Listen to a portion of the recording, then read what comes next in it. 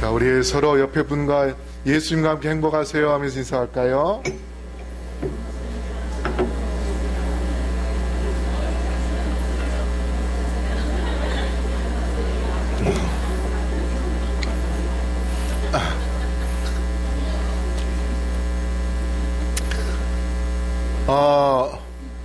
아까 안실학교 시간에 소개를 못한 것 같아요. 조덕기 선생님이 전에 교회 다니고 침례도 받았는데 한동안 방학을 했어요. 그러다가 이제 방학이 끝나고 오늘부터 다시 개학을 했습니다. 우리 박수로 환영할까요? 예. 여기 동자동에 사시는데, 그 다음에 우리 반주자님은 나중에 이제 다음 주에 소개를 하기로 하고, 또 우리 지난번 어머니 돌아가셔서 우리가 장례를 치르고 이렇게 했었는데, 오늘 우리 권도환장님 조카 김우경 형제가 왔습니다. 우리 박수로 환영하겠습니다. 예, 굉장히 효자입니다. 10년 넘게 어머니 수발을 다 이렇게 해서 치료를 간호하고 그렇게 한 참 효자입니다. 성경에 부모님에게 잘한 사람은요, 하나님께서 대대로 축복을 주시겠다고 약속하셨습니다. 자, 오늘 떡도 우리 이 집에서 냅니다. 오늘 점심 때 떡 아주 푸짐하게 냈어요. 4마리나 해갖고 오셨어요. 물과 피로 임하심이라는 그런 제목으로 말씀을 드리려고 합니다. 우리 다 같이 기억절 외워볼까요? 처음 오신 분들도 계시겠어. 시작. 사랑하는 자여, 내 영혼이 잘됨 같이 내가 범사에 잘되고 강건하기를 내가 간구하노라. 자, 요한 1서 5장 6절로 8절에 우리 다 같이 말씀을 본문 읽도록 하겠습니다. 시작. 이는 물과 피로 임하신 자니 곧 예수 그리스도시라. 물로만 아니요 물과 피로 임하셨고 증거하는 이는 성령이시니 성령은 진리니라. 증거하는 이가 셋이니 성령과 물과 피라. 또한 이 셋이 합하여 하나이니라. 자, 여기 보면 물과 피로 임하신 자가 곧 누구다? 예수 그리스도라. 그렇게 이야기했습니다. 물로만 아니요 물과 피로 임하셨다고 했는데, 자, 물과 피, 물과 피. 물로라는 것은 뭐냐면 침례, 예수님께서 침례를 받으셨다는 겁니다. 지금 이 요한이 이 요한일서를 쓴 목적이 있습니다. 그 목적은 뭐냐면, 옛날에 헬라 시대에 유명한 철학자 소크라테스의 제자가 플라톤입니다. 근데 그 플라톤이 뭐라고 이야기를 하냐면, 사람은 두 가지로 구성이 되었다. 그걸 이원론이라고 합니다. 그래서 하나는 몸이고 하나는 영혼.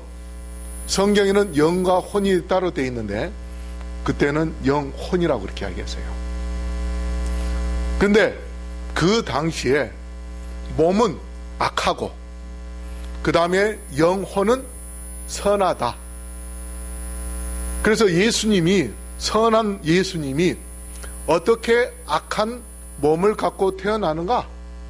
그래서 예수님은 인간의 몸으로 태어난 것이 아니고, 말은 그럴싸하지만 실제적으로는 그냥 인간의 몸이 아니라 영혼만 갖고 이 땅에 왔다. 그렇게 주장을 했습니다. 그런 이설이 들어왔기 때문에 바로 예수님의 제자 사도 요한이 이제 그것에 대하여 반박하기 위해서 예수님이 말씀이 육신이 되어 하면서, 육신이라는 그 말은 이 정육점의 고깃덩어리라는 그런 뜻입니다. 아주 강하게 표현한 거예요. 예수님이 이 땅에 우리 인간의 그 육신을 갖고 오셨는데, 그것이 마치 죽으면은 동물의 고깃덩어리 같이 그런 육체를 갖고 예수님이 이 땅에 오셨다 하는 그러한 강한 표현을 하신 거예요. 그런데 여기에서는 뭘로 표현을 하냐면 예수님이 물과 피로 임하셨다, 그렇게 이야기를 하고 있어요. 그 말은 뭐냐? 예수님이 물로 침례를 받으셨고 그 다음에 십자가에서 피를 흘리셨다, 그렇게 이야기한 것입니다.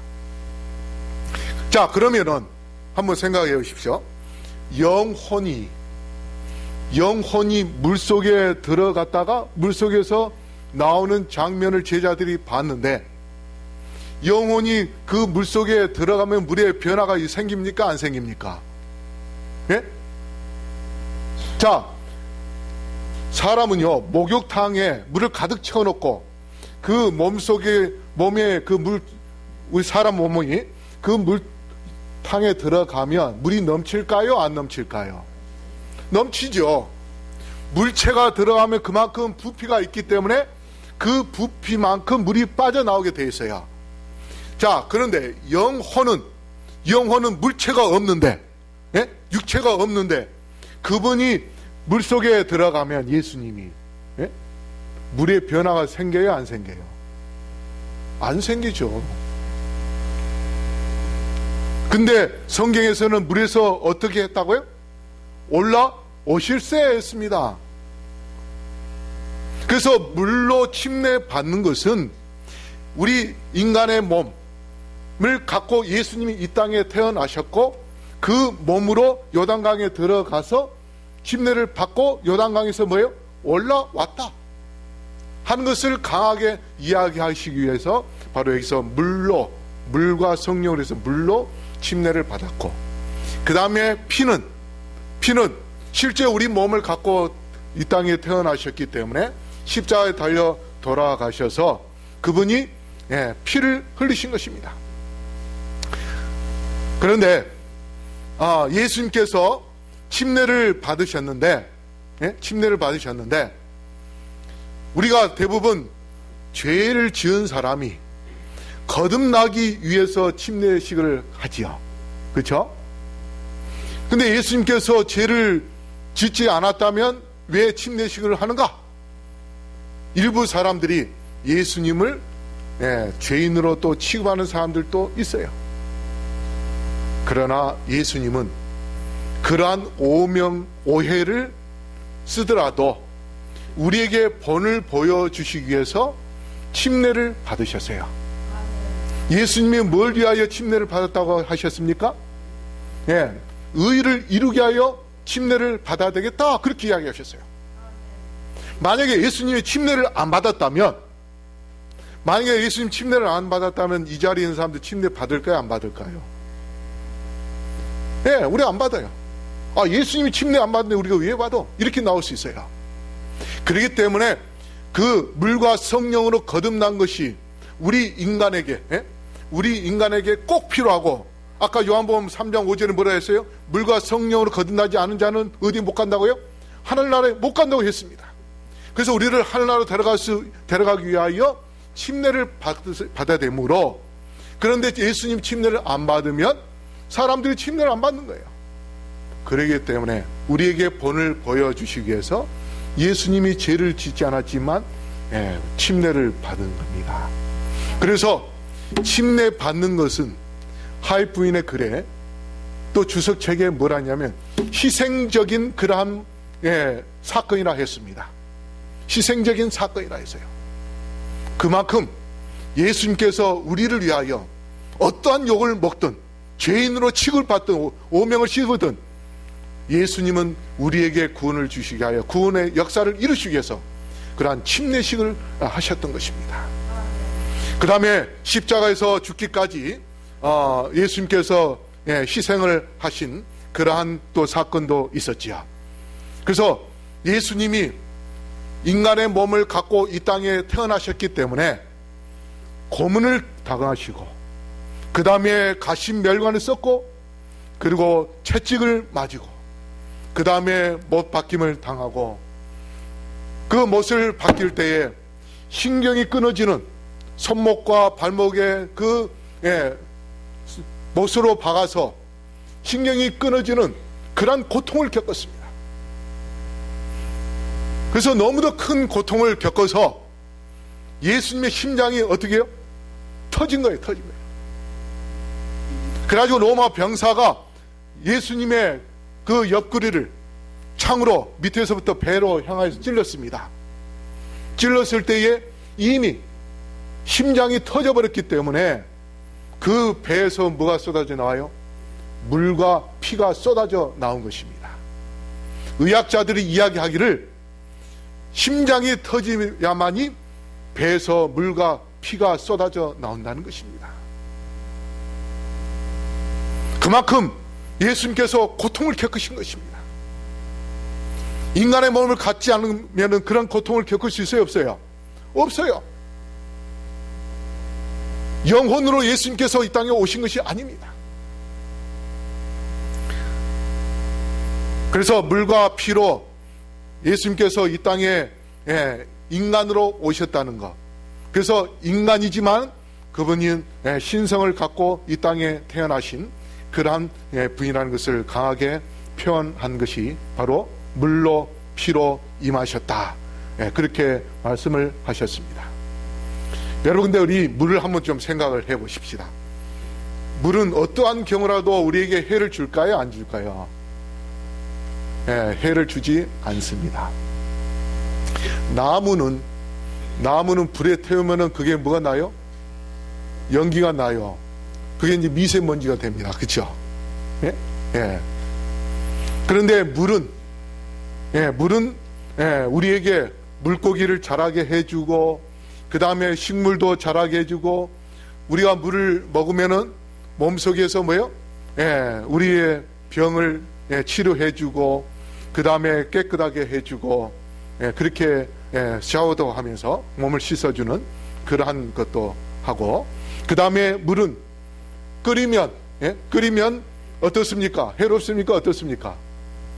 물 끓이면은 증기가 수증기가 돼가지고 오히려 건조한 곳에서는 더 도움을 줘요. 그렇죠? 그 다음에 물을 태워도 어떻게 합니까? 연기가 나요? 안 나와요? 물을 태워도 아무 연기가 없습니다. 그래서 물은 이 세상의 어떤 물질 중보다도 가장 우리에게 무해하고 유익을 주는 것이 바로 물입니다. 단지 태풍 때에 물이 많이 내린 것은 바람이 부르기 때문에, 바람 때문에 그러한 피해를 입는 것이지, 순수한 물만 가지고는 우리에게 해를 주지 않습니다. 물론 심판 때는 하나님께서 물로 사용하시기도 하지요. 그래서 이 물은 마치 예수님과 같은 그러한 물질입니다. 다시 말해서 예수님은 누구에게나 생명을 주고, 예수님께서 만나는 모든 영혼들에게 치료해 주시고, 그들에게 도움을 주시고, 그들을 사랑해 주시고, 그들에게 영적으로 성장할 수 있도록 그렇게 축복을 주셨습니다. 그러한 예수님이 이 땅에 인간으로 임하셔서 성유신으로 태어나셔서 우리에게 사랑을 베푸시고, 우리에게 은혜를 베풀어 주시고, 그 다음에 십자가에 달려 돌아가셔서 우리에게 영원한 생명을 얻을 수 있는 그러한 길을 열어주신 그 놀라운 예수님의 사랑, 그 사랑에 대하여 감사하게 되기를 바랍니다. 그래서 예수 그리스도시라 물로만 아니요 물과 피로 임하셨고, 여기에 성경주석, SD 성경주석에 뭐라고 이야기하냐면, 요한은 예수 그리스도의 신성을 올바로 이해하기 위해 물 그리고 피 둘 다 중요함을 강조했다, 그렇게 이야기합니다. 그래서 물과 피, 이걸 통해서 예수님이 인간의 몸을 갖고 이 땅에 태어난 인성을 가진 신성의 하나님이라는 것을 이해시켜 주려고 그렇게 표현하신 것입니다. 자, 그래서 아까도 이야기했듯이 물로 피로 예수님이 이 땅에 인간으로 오셨지만, 결국 예수님이 십자가 달려 돌아가실 때에 그 몸에서 뭐가 쏟아져 나왔어요? 아까? 피와 물이 쏟아져 나온 것입니다.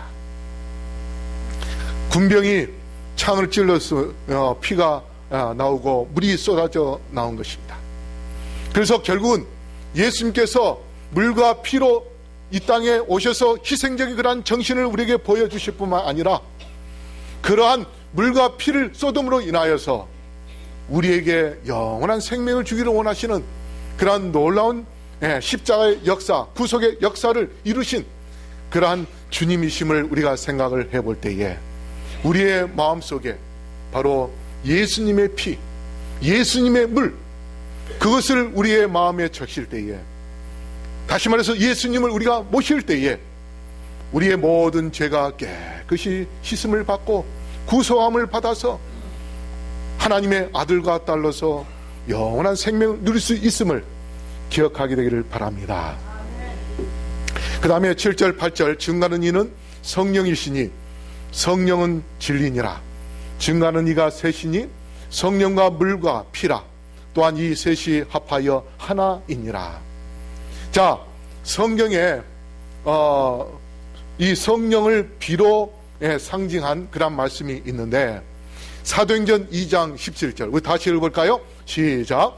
하나님이 말씀하시기를 말세에 내가 내 영을 모든 육체에 부어주리니 너희의 자녀들은 예언할 것이요 너희의 젊은이들은 환상을 보고 너희의 늙은이들은 꿈을 꾸리라.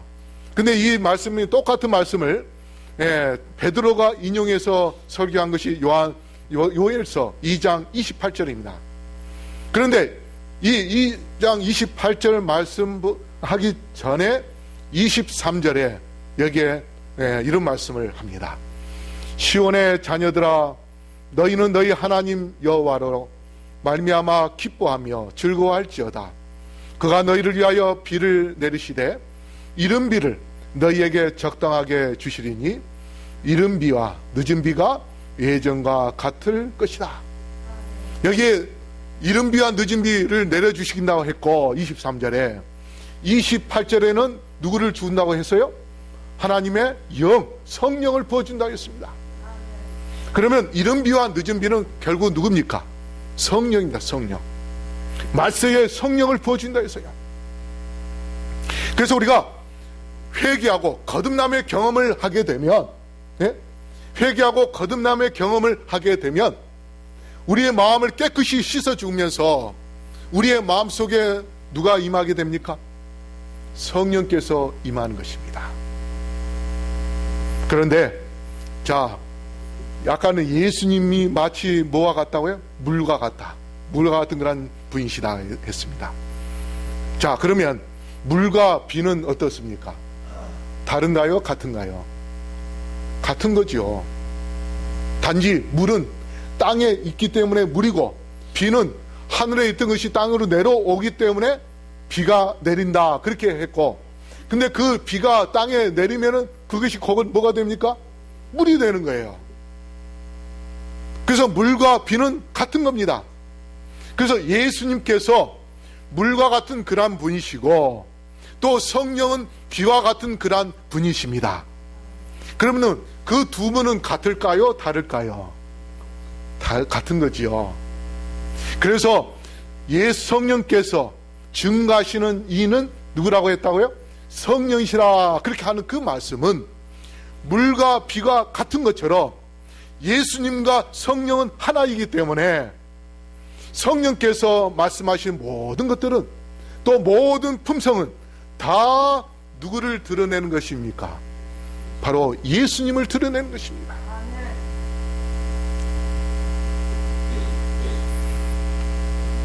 그게 우리가 역사적으로 보면 예수님이 누구에 의해서 태어났습니까? 성령에 의해서 잉태되었다 했어요. 마리아에게. 그 다음에 예수님이 물과 성령으로 거듭나는 침례식을 할 때에 비둘기로 나타났습니다. 성령이. 그 다음에 예수님께서 이제 하늘로 올라가시고 난 다음에 그분이 이임식을 할 때에 성령이 기름이 밑으로 내려와서 결국은 제자들이 성령의 능력을 받게 되었어요. 그래서 예수님이 가면서 내가 누구를 보내겠다? 보혜사를 보내겠다 한 그 말씀대로 예수님이 가시고 난 다음에 예수님과 똑같은 하나이신 성령이 이 땅에 대신 내려와서 제자들에게 성령의 능력으로 일할 수 있도록 그렇게 했습니다. 그래서 성령의 주요한 업무는 뭐냐? 성령께서 이 땅에 와서 하는 일이 뭔가 하면 예수님의 구원의 계획에 대하여 알리고 예수님이 우리의 구세주라는 것을 깨닫게 해주는 것, 이것이 바로 성령의 할 일인데, 성령이 직접 우리에게 일일이 다 이야기할 수는 없잖아요. 그렇죠? 성령께서 이 자리에서 우리에게 설교를 하고 싶어도 우리 인간들이 다 놀라서 다 기절해가지고 죽을까봐 성령이 그래서 성령께서 그 대리자들을 세워서 하나님의 기별을 전할 수 있도록 그렇게 영감을 주고 그들에게 기별을 주고 그렇게 하면서 예수님에 대하여 증거하는 그러한 활동을 하고 계시는 것입니다. 그래서 여기 보면 성령, 물, 피, 이 셋이 하나다고 그렇게 이야기를 했습니다. 자, 아까 앞에는 물로 예수님이 침례를 받고 피로 십자가에 달려 돌아가셨다 했어요. 그래서 물과 피가 예수님이 인간의 몸을 갖고 이 땅에 오셨다는 증거가 되었듯이 성령도 예수님과 같은 그러한 분이시기 때문에 물과 피처럼 성령도 예수님을 증거하는 그러한 역할을 하기 때문에 이 세 가지가 예수님은 하나님의 아들이요 우리의 구세주라는 것을 드러내주는 그러한 역할로 볼 때에 하나와 같다 하는 그러한 의미가 되고 있는 것입니다. 그러므로 우리가 이 땅에 살면서 예수님을 증거하기 위하여 해야 할 일이 뭔가?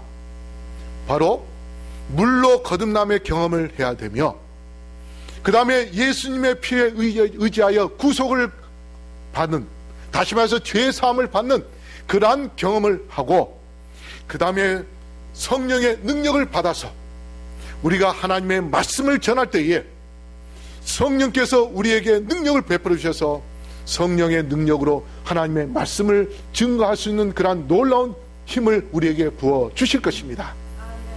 그러므로 우리 성도 여러분, 매 순간 물과 피로 항상 새롭게 거듭남의 경험을 하는 주의 백성들이 되기를 간절히 바랍니다.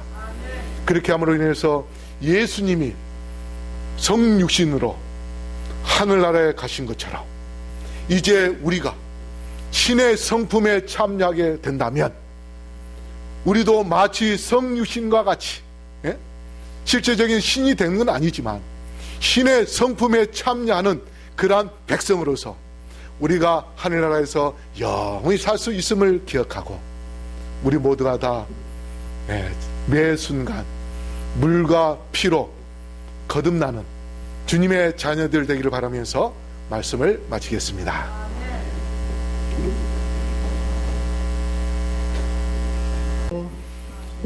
사랑의 아버지 하나님, 주님의 말씀을 통하여 우리가 성령의 능력을 받는 그 방법을 알 수 있도록 인도해 주시니 감사합니다.